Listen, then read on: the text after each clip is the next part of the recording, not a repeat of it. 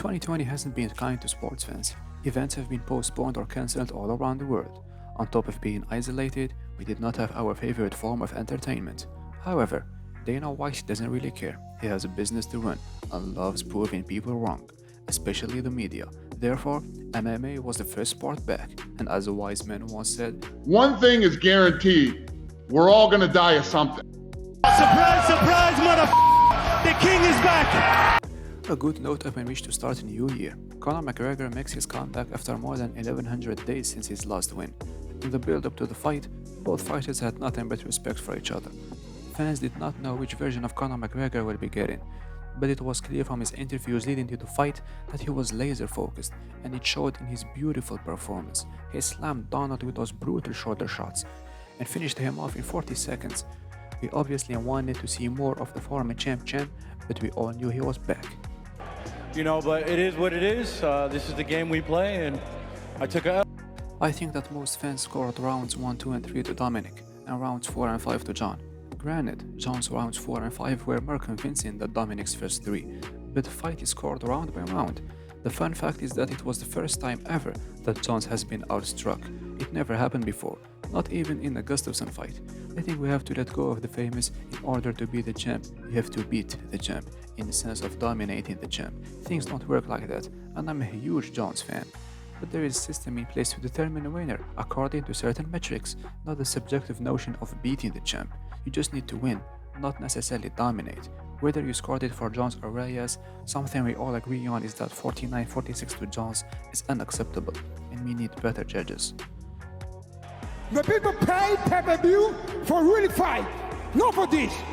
We won't spend a lot of time on this one, since it's one of the most boring title fights you will ever watch.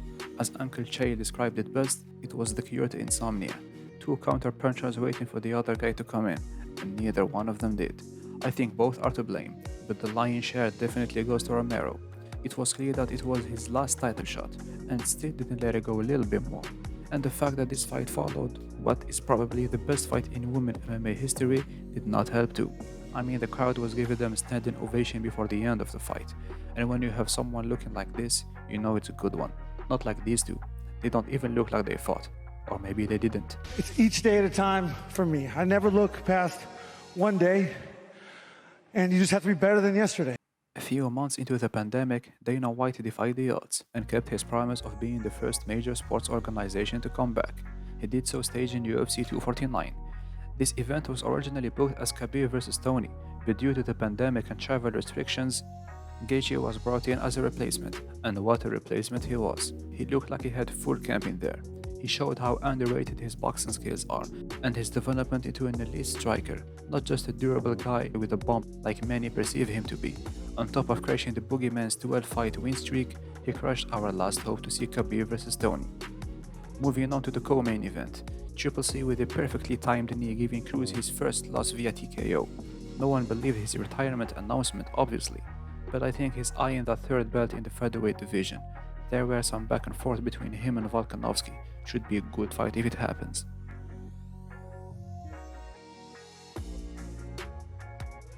That fight was a classic, a 25 minutes war. That's the type of fight you recommend your friend who's doing himself a disservice and not watching MMA. Dustin summed up the fight beautifully in this expression. He basically summed up his whole career. A fight isn't a fight unless there is something to overcome. A brutal, yet wise man. Fight of the year in my humble opinion. Also, I'm a day or two away from securing a private island. When Dana first announced that he secured an island, we thought about something exotic and that the fighters would fight in the elements, like the true warriors that they are. But that wasn't the case. It was a little bit of a bummer, I won't lie. Fight Island is actually Yas Island, which is located in Abu Dhabi. The octagon we saw on the beach I think is only for promotional purposes. The actual venue is Flash Forum, next to the Abu Dhabi Grand Prix circuit.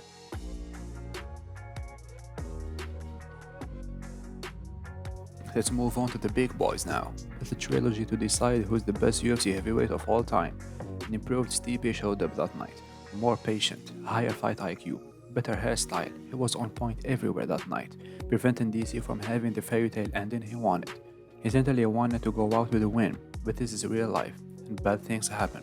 However, he is one of the best to ever grace the octagon, and it's an honor to all of us to witness his greatness.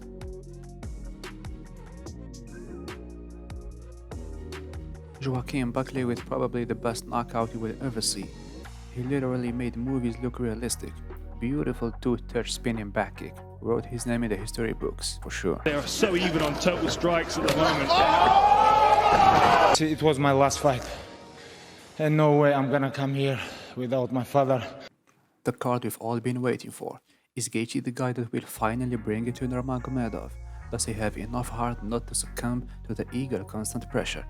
All those questions were rapidly answered in the second round, where Khabib triangle choked the life out of Justin, put him to sleep, and immediately after it he falls down crying, remembering his late dad. Just imagine the heavy load he was carrying entering the octagon. The most dominant fighter in UFC history, bursting into tears after such a performance. Justin running towards him to cheer him up. It was such an emotional night, with a beautiful display of respect between the two. We all know what happened after that. Khabib announces his retirement. Nobody expected it, but after everything he's been through, the fans understood and respected his decision. We've been fortunate to witness his ride in the sport of mixed martial arts. To smash somebody, you get money, brother. It's perfect for me. Khamzat's rise to stardom has been sensational to say the least. He picked up 3 stoppages over a period of 2 months. Khamzat made his UFC debut on July 16 against John Phillips, registering a second-round submission stoppage. His second fight in the promotion came just 10 days later, against Rhys McKee, where he picked up a first-round TKO victory. Chimaev's most recent win came against Gerald, where he knocked out the UFC veteran in just 17 seconds of the very first round. It's always cool to have finishes like these, but it also means that we didn't see enough of him. His biggest challenge is his upcoming opponent Leon Rocky Edwards, an elite striker on an 8-fight win streak.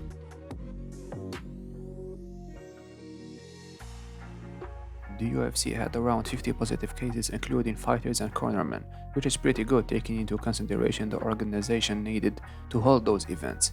In conclusion, we gotta give credit where credit is due. Kudos to Dana for giving us fights every week, just like he promised, and being the first to bring back sports and setting the blueprint for other commissioners to follow. If the coronavirus is what's going to get me, then so be it. I mean, it is what it is.